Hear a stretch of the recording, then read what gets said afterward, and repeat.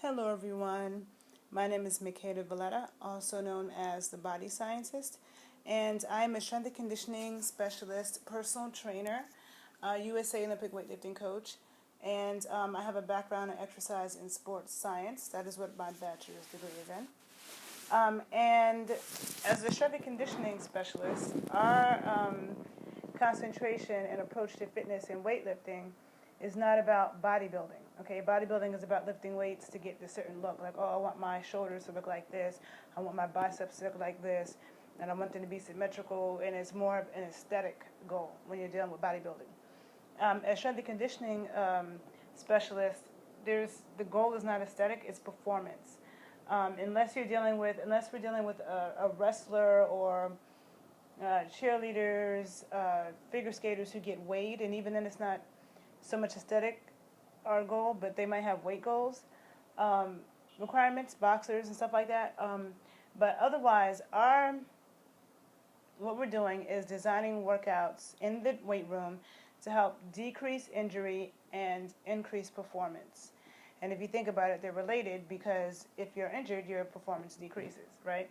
So we take athletes, we look at the and biomechanical and physiological stresses being put on that athlete in that position. Okay, so you have a baseball player who may be a pitcher and he's constantly pitching with the same arm. So then, pitching puts a lot of stress on the shoulder and the elbow joints, but also they only pitch with one arm, so then you can end up with an imbalance.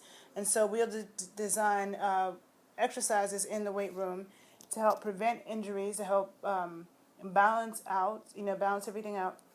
Or we may design, something. We have a female basketball player, and we are designing exercises to help prevent ACL tears, but increase her vertical jump, increase her ability to run down the court and jump. A sprinter, the common injury is torn hamstrings. So with a sprinter, there's a huge concentration on decreasing those chances and also strengthening the body in a way that's going to make them be more explosive and run faster. So that's what a strength and conditioning specialist does, okay? And so that's my approach to fitness, even when working with regular people, and most of my clients are just regular people. I still apply the same principles. And so there's been, and I don't like the whole play fitness, which a lot of women get involved in. I find that women are interesting because a lot of women don't want to exercise or work out unless they can be sexy. It's like some type of sexy workout. And lately, there's been a lot of these like Stilleto workouts, and I see it everywhere. And it's supposed to be like empowering for women, and really, they are a bad idea. Okay, it's not a good thing, and I'll tell you why. For one, there are plenty of women who already have underlying injuries, such as ankle injuries, knee injuries from before, from other things. And so they already have issues. And then putting on heels only exacerbates that, okay? And then doing a workout, when you're exercising, if the goal is to become stronger, if the goal is actually to do an effective workout, then you need to recruit as many muscle fibers as possible. So you have to be in stable positions. It's not an efficient place to be when you're on the balls of your feet. You cannot push off the ground that way. You cannot squat as heavy weight that way because your center of gravity is all messed up. And, I just observed, like for me, my approach to fitness and health and stuff has to do with long term. I'm not into the short term aesthetic stuff. I'm into long term.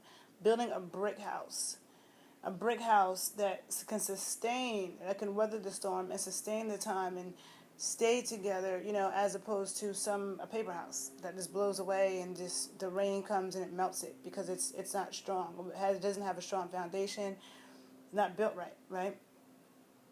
So when I think about when I'm 60s, when I'm in my 70s, in my 80s, in my 90s, I still want to be able to dance. I'm a dancer. So that is my art. A singer, a musician, an actor, a writer, they can do their art until the day they die. But as a dancer, your body has to physically be able to do these things. I still need to, I can't be a dancer and I say, oh, I can't squat, I can't drop it down. I want to be a drop it down like it's hot, even when I'm in my 80s and my 90s. I can't be a dancer and it's like, oh, you can't do this, you can't do that. Then you're not a dancer anymore, you know.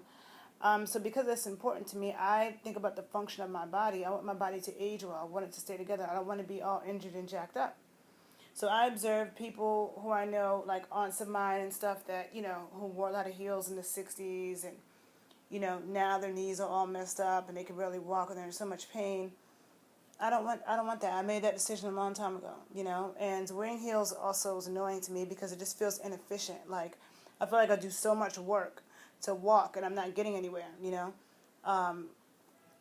When I have on sneakers, when I have my feet flat on the ground, it's like, you know, if a dog jumps over a fence and comes at me, I'm ready. I can go from standing to out.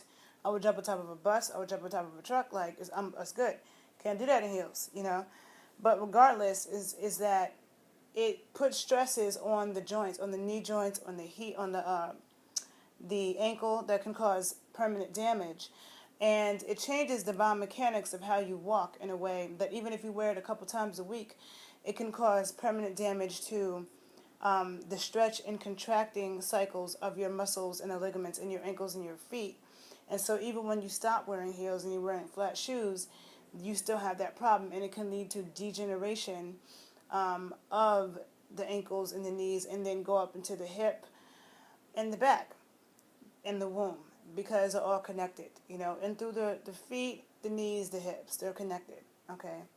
And so at first, for a long time, I didn't even know that it had a bad effect on the womb. I did know about the knees and the ankles, and it was just common sense, knowing what I know about human, you know, kinesiology and physiology and biomechanics and physics, you know.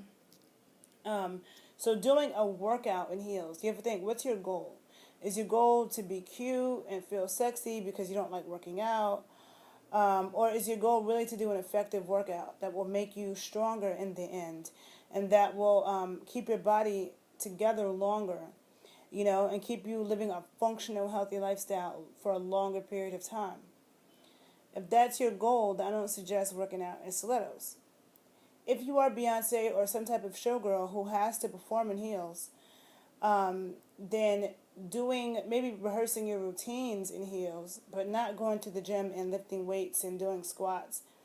And not if the goal of your workout is to actually, like, you know, build more muscle tone and increase your metabolism, which you have to build more muscle for, and to get stronger and recruit more muscle fibers, which is always the goal, then doing it with heels wouldn't be a good idea. Now, my degree is in exercise and sports science. When you're exercise and sports are two different realms. When you're in the realm of exercise, everything is supposed to be safe and effective. No one should ever get injured doing a workout, okay? But sports, that's when you come into the realm of danger. You have contact sports. People can get injured from contact sports. People can get injured, you know, with the snowboarding, jumping off cliffs. There's always a risk of injury. Some sports have more risk of injury than others, but there are things that you do in sports, in certain sports, that you may not do in exercise because it's actually contraindicated and can cause damage, but the athlete has to do that. So when you're exercising, you should never get injured, okay? You should not get injured in the gym. If you get injured in the gym, any part of your body, then you were not doing something correctly. Something was very wrong. And women already are predisposed to knee problems. Almost every woman I've trained has knee problems. So the last thing you need to do is be working out in stilettos. I'm just going to say that. A lot of people make money teaching those classes and promoting it. There's a lot of women whose bodies are, I mean, no offense, but a lot of women whose bodies are a hot mess. They're not strong and balanced in the first place. They don't have good body awareness in the first place. And then they throw in stilettos and just exacerbate it and make it worse. And did you ever reach your goals? I want to know, like, women who've done stiletto workouts, if your goal was to become stronger, if your goal was to, you know, get more tone, did you get that from doing a stiletto workout? And if you did, is it really worth the risk of injuring yourself over time and causing permanent damage? So those are just some things to think about. I know a lot of women love heels. I don't feel like I need heels to be sexy, and I just care too much about my body. And to me, it's not sexy when women are, like, tripping and stumbling all over them, you know, because or look like they're in pain when they're wearing heels. I just don't think it's necessary. But if I'm going to put on heels, it has to be, I have to be getting paid. Like it has to be, I get hired as a performer for something and they insist that I have on heels, okay, and you're paying me money, okay, I'll put on some heels. But otherwise, I find ways to be sexy, barefoot, or with my feet flat on the ground. For efficiency, you don't see gymnasts doing gymnastics in stilettos, do you? Just something to think about. So it's all about where your priorities lie. Okay, ladies, I hope this video was helpful, and if you found it helpful, please share it. Please join my YouTube page. Thank you, people. Have a great day.